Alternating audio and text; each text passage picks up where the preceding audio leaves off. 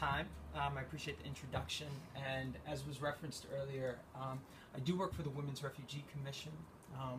We're the only international organization that focuses on advancing the rights of women and girls, particularly in displaced communities, crisis-affected areas. Now, what does that actually mean, and why should you care about the work that we do?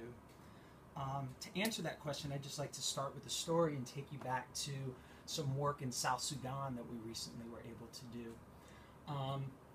This is a photo of a refugee camp, or excuse me, of IDP and refugee camp in South Sudan, northern area, war-up state, where WRC was partnering with ACF International. And in particular, the story starts with a woman named Amelia Lyons.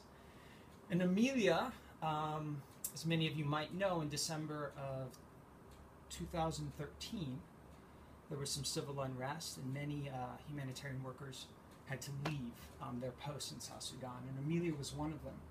And while she was in Uganda, which is where this photo was taken, she found herself being a bit frustrated about how she was going about her work to reach adolescents, and adolescent girls in particular.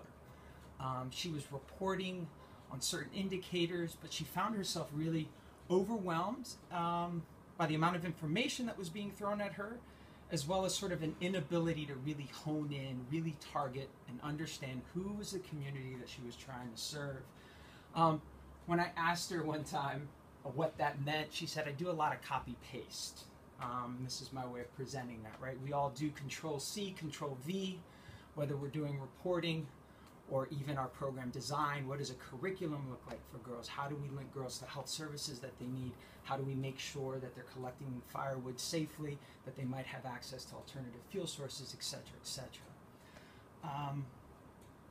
Here's an example of what, at the time, Amelia may have been looking at. Right? There's a lot of data out there. There's no shortage of data. There's no shortage of information that we have available to us. And this is important information. This is a snapshot of the humanitarian dashboard. Many humanitarian practitioners might visit this on the regular and get a pretty decent snapshot of some macro level information. But Amelia was asking herself, what does this mean for where I work up in this region? How do I hone in to the community where I work?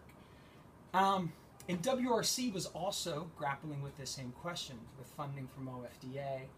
We were seeking to pilot a series of steps and tools that could help Amelia answer that question, that could help ACF make sure that adolescent girls within that setting that we were talking about and that I showed you were able to respond to their needs in a safe and effective way. This story does have a pretty interesting sort of ending and resolution, and that is, this is a snapshot of a photo of a young girl who, while we were working in South Sudan, came up to Amelia.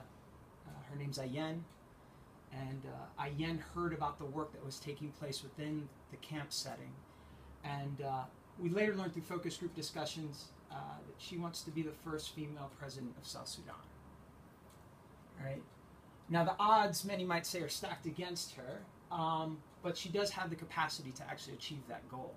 And we know that now because as of maybe 2 months ago when I reached out, she is still participating in programming with ACF.